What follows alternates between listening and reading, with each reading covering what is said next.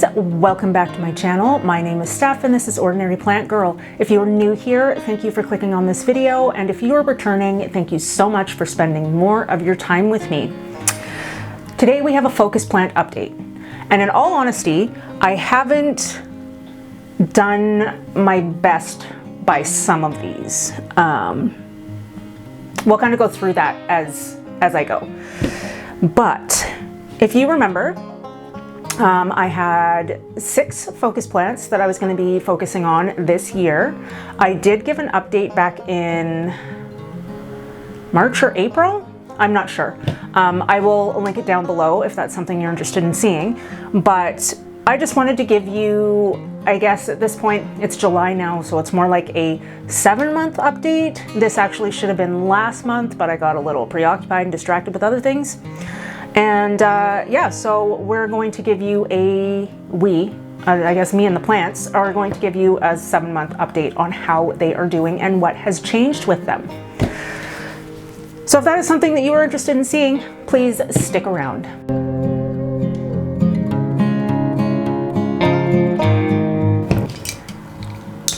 Words are hard. Okay. So we'll start off with this one right here because it is the closest one to me. So one of my focus plants was my Philodendron Bilietiae. I will try to insert a picture of what it looked like when I started, and really it doesn't look much different. We did lose a leaf, and it did grow 2 new leaves. They're just really, really tiny. But besides that, it really hasn't done all that much. I do have it in a Coco coir mix. I recently gave it some slow release fertilizer, which I don't usually use for my smaller plants. So I actually only put in a little bit of it because I find that with the Bilietiae, it doesn't, at least in my conditions, it doesn't like to be watered all that often. And most of the time when I'm watering my smaller plants and I'm using liquid fertilizer, they kind of get fertilized every watering. So with that being said, I did just put in like a couple of tiny little granules or a couple tiny little balls of the slow release fertilizer in with it. Because I do find that, or I am finding now, I should say. So let me correct myself. I am finding now that quite a few of my philodendrons are actually heavier feeders than I normally thought they would have been. So where I was using a really gentle organic fertilizer that had a low NPK value, they weren't doing anything until I bumped up the amount of fertilizer they were getting. So I'm hoping that that is going to work for the Billy as well. And in a way it really did, because these 2 leaves didn't even come in until after I put in the fertilizer. So I'm thinking that that is something that definitely worked for this plant, because the medium that it's in has absolutely no nutrients. So that's one of the reasons why I threw in the slow release fertilizer.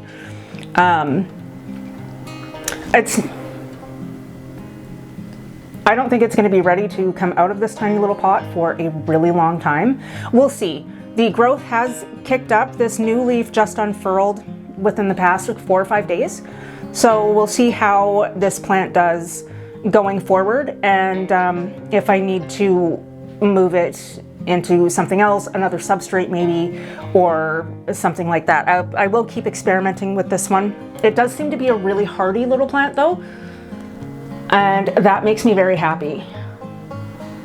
So yeah, that is the Philodendron Bilietiae. So that was the first update. Okay, update number 2, which also is not really doing very much, is my Rhaphidophora foraminifera. I don't even know if that's a proper way to pronounce it, but that's what she is. So this one recently just gave me this new little leaf right here, and it took a long time for that leaf to actually come out. I think it's because I transplanted it, obviously. I did put it in another pot. Whoops, as I make a mess. I did put it in another pot. I do have these little packets all over the place. And this one does have kind of a, I don't even know what the ratio is, but it does have potting soil in it, as well as coco coir and other amendments like vermiculite and orchid bark, charcoal, all of that. But I think that this one is still trying to establish its root system, and that is why it's not doing very much. And I was completely wrong. This was the leaf before I transplanted it, and this is the leaf after. So this is the newest leaf here. And that leaf actually looks pretty good. It's a little small, but it looks pretty good. I am trying to experiment more with adjusting my aeroid mixes, the mix that I have for philodendrons and the one that I have for anthuriums.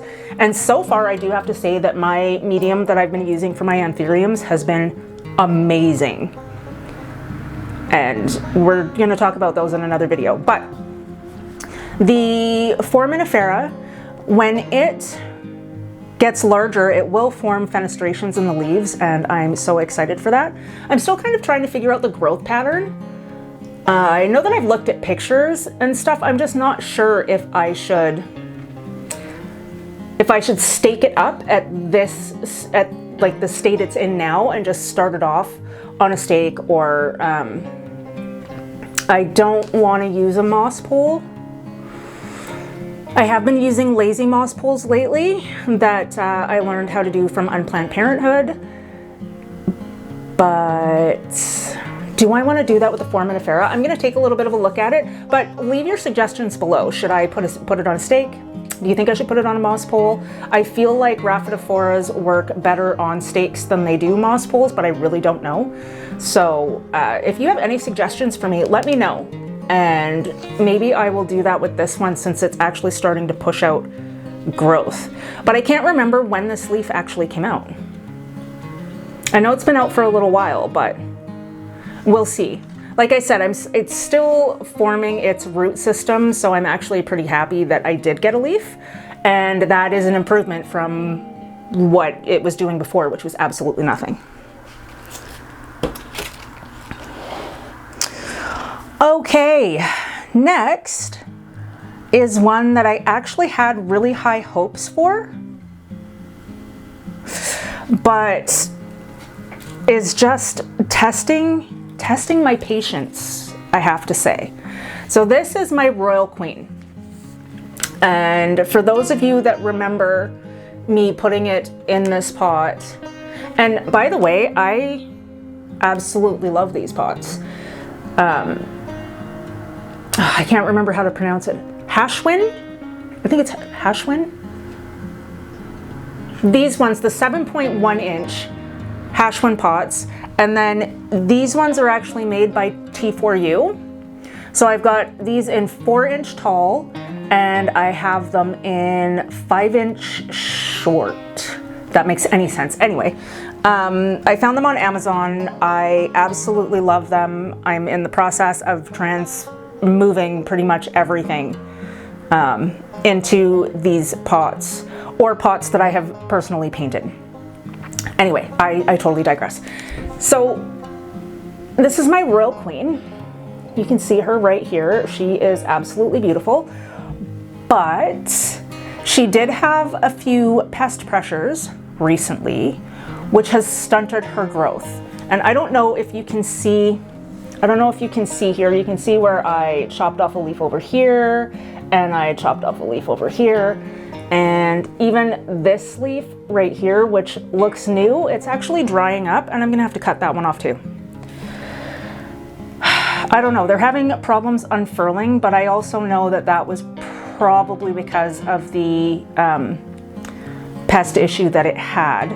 But I do have a new leaf coming out right here. I don't know if you can see that, but coming out right here, there's a new leaf, and it's looking pretty good.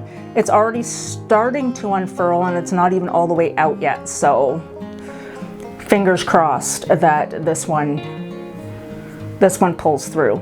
There are 3 plants in this pot, and the one that actually has the new leaf coming out is probably the one that's in the worst condition, actually. But this one as well is in a Coco Coir mix, no soil. So, did I even put fertilizer in this one? I don't think I did. Oh, I did. So there is slow release fertilizer in this one. Just a little bit. There really isn't much in there because I still need it to establish its root system as well into this pot, because it was in a, I'm not sure, it might have been a 5-inch pot. It was in a 5-inch ceramic pot when I got it, and it lived in there for a year and did nothing. So that's when I had repotted it. And so now it's in a 7.1 inch. And I'm just praying that it will start to give me some really decent growth soon. Besides that, the plant has really been no fuss, no muss. We're just having stunted growth issues. So I'm gonna keep working on that and see if I can get this one to just do more. Because I really do wanna see those big, giant leaves that this plant has. Oh no, I just realized something. Did I seriously do all of that with the wrong video settings? That is gonna suck hard. So yeah, that is it for my Philodendron Royal Queen. I can't wait. Although I have to wait because she's just not helping me at all. Okay, so number 4, and this one is probably the most disappointing one for me because I love the look of this plant when it's mature.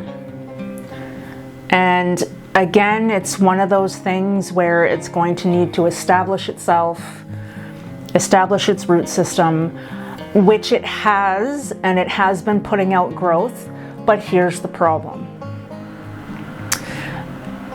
The leaves are damaging themselves when they come out. And I know what you're gonna say, mist them when they're about to come out. In this case, this one was behind my Ploumanii citrus leaf, and I actually didn't see it coming in order to save it. So, this is my Ploumanii. We have had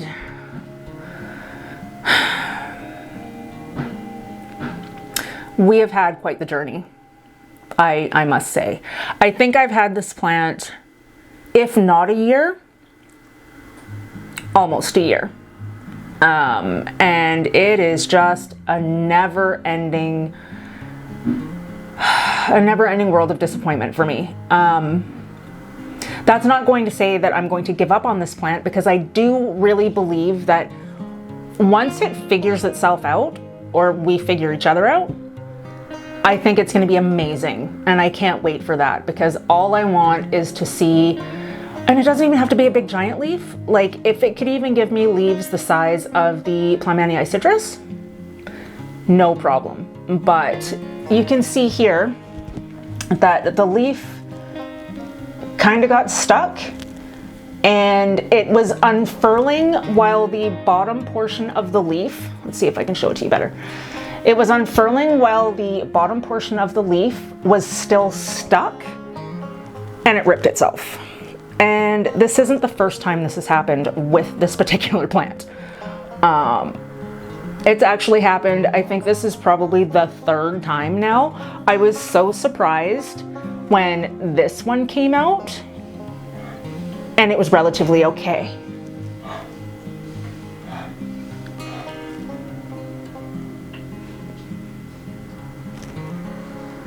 Sorry, I don't know if you could hear that, but one of the dogs was having a little bit of a breathing issue. But he stopped now. I was worried there for a second. Where was I? Oh yeah, so this leaf came out and I wasn't even paying attention when this one came out, so I was pleasantly surprised. It still does have a little bit of damage and the leaf is kind of wonky, but it did come out for the most part unscathed, where this next one just didn't have that going for it. So this recently I I did mist it, and I kind of massaged it out of the situation it was in, loosened up the leaf so that it could unfurl, but part of it actually still looks like it might be stuck. Or no, okay. Okay, well, you know what? The second half of the leaf should come out with no damage. I don't know, we will see. But now I just have to hold hopes for the next leaf. And the medium that this one is in is pretty much heavily, I don't know why I put so much bark in this one. Maybe because I was worried about the Plowmanii. I don't know, but if I were to change it, which I'm not going to. Oh, there's bark in the bottom of this one, so I can't even tell. If I was going to change it, I would probably put it in a little bit less of a heavy bark mixture. Maybe a little bit. I'm experimenting with pumice now, so maybe I would add that. Just because bark does end up deteriorating, just like anything else does. And I'd like to prevent any issues in the future. But besides that, I mean, it's fine. It's fine. It's fine. What else can I say about it? It's just, it's like my trouble child, right? One of many. But we'll see what happens with the next leaf. Maybe I'll be able to salvage the rest of the plant. I'm definitely going to try. I don't want to. I do love the Plowmanii, and I don't want to give up on that one. Okay, next is going to be this one that is beside me. And this one you're actually going to see a few changes happen to in a future video. I know I keep saying, so this is my Philodendron Dark Lord. This is the top of the Dark Lord. And if you can see all of this stuff, so we're leggy to here, we're leggy here. I did recently plant 2 more plants in this pot because I did want a fuller plant. So I did, I actually got these 2 for a really good deal. There's gonna be a dog barking now. Oh, maybe not. Anyway, my whole thing though with this one that I've been wanting to do for months, feel like I'm gonna have to do kind of a plant reset. Sorry, can't even see me. I'm gonna have to do a plant reset. And that is going to involve not hacking all of it up, because I really don't want to do that. I don't want to even go that far. I think what I would probably do, I'm not sure if I should air layer. I feel like this is just too, I don't know if it's going to be able to handle air layering, or if I have the patience to wait for air layering. I do want to do what's going to give it the best chance, which would probably be air layering, but I'm impatient with some things. And I would rather chop it and have new growth start on this branch, and then probably just propagate these ones here. So you can see, I think you can see right here, this one leaf will not unfurl. I don't know why. It just, it won't unfurl. It's not dried up. It's not rotted, at least not yet. I could probably massage it open a little bit, but it's actually been stuck like this so long, and the plant has already popped out like a new leaf at the top, which is actually, it's a really tiny leaf. We have had a little bit of a struggle. It's not too bad though. I mean, as far as this plant goes, I can't say anything really bad about it. It does grow. I did lose a couple of leaves, so it's not that no leaves grew in. They did, they just yellowed off and died. really quickly. So I think that I'm probably just gonna end up chopping it, which is just gonna happen. It is. I've procrastinated enough because every time I want to go and propagate this, a new leaf grows out of it. And then that just prevents me from doing anything because I don't like to do stuff like that when it's got a new leaf coming out. So I should actually do this probably soon because this next leaf is not ready yet. So maybe I'll do that. Like I said, that will happen in another video because I do have a plant reset video coming and I'll just do that in there. Okay, so that is plant number 5. Now, plant number 6 is actually a plant that I can say gives me all the feels. It grows consistently. I wouldn't say it grows quickly, but it's not as slow as some, but it does grow consistently. I do not lose leaves, and it just, you know, because it's an Epipremnum, and I feel like with any Epipremnum, they're all from the pothos family as well, or the Epipremnum family, whichever way you want to put that, I never really have issues. I'm sure that not very many people do have issues with anything from the Epipremnum family. So this is no different. I do have to say that I haven't seen another one grown like mine. But give me a second, let me get her because she's on like a 4-foot stake and I have to grab her. Okay, that was almost a serious disaster. And why that is because this plant as well is in a cocoa coir mix with cocoa husk and bark. You can't see me. Cocoa husk and bark. And it's not enough. There is not enough weight there to like hold the stake when I move it. If it's just in one place, it's fine. But like now, and because I tried to do it with one hand, it didn't quite work. So here's my Epipremnum pinnatum. I do have to say that it has finally started attaching itself to, these are cedar, they're like, it's cedar trim that we just had kind of laying around the yard, and I just kind of put 2 together and tied them and just had used it for this. But the leaves are a little dusty. But yeah, she's never given me a problem. It's funny though, it's like she alternates between fenestrated leaves and non-fenestrated leaves.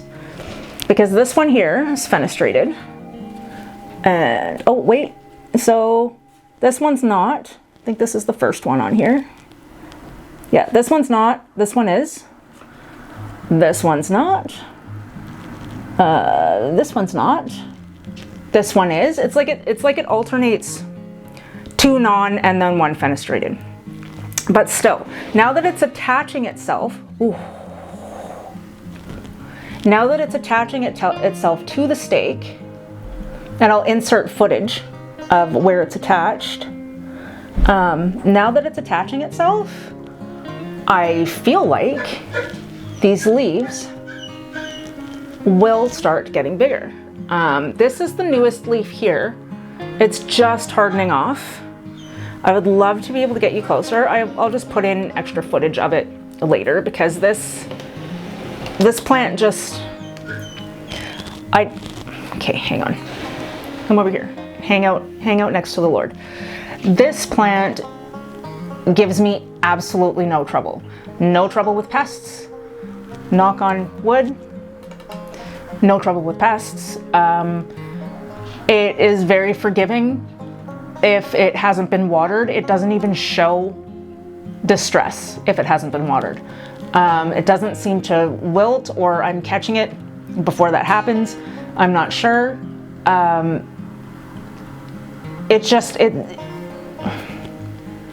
just does its own thing. It's been sitting in that corner pretty much since I got it, since it started to get big and I put it on the stake. I have recently just adjusted the lights that I have over there so that it does get a little bit more light. Not that that really hindered it in any way, but yeah, out of all of these so far, this has been the easiest one because it grows. I haven't seen anything stagnant, and the internodal spacing is surprisingly close for having less light than it does now. So that is just, I mean, this one's just a 10 for me. I don't know what else I can say about these. I have moved them to try and encourage more growth, which I think, at least for the Royal Queen, is one of the reasons why it is now popping out new growth for me. I have moved it to a west-facing window, so it is no longer in this room, which is where all of them live.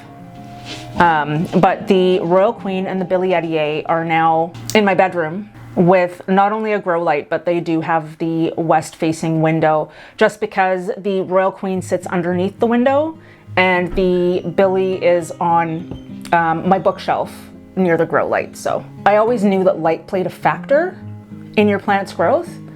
I didn't realize just how much it plays a factor in their growth. Yeah, I guess that's really all I've got to say about these guys at the moment. Like I said, if you can give me suggestions for what I should do with the Rhaphidophora foraminifera, if I should stake it. I don't think, yeah, I'm just not liking a moss pole idea for this. I'm not really big on moss poles. I have been better with my moss poles, but I'm not big on them.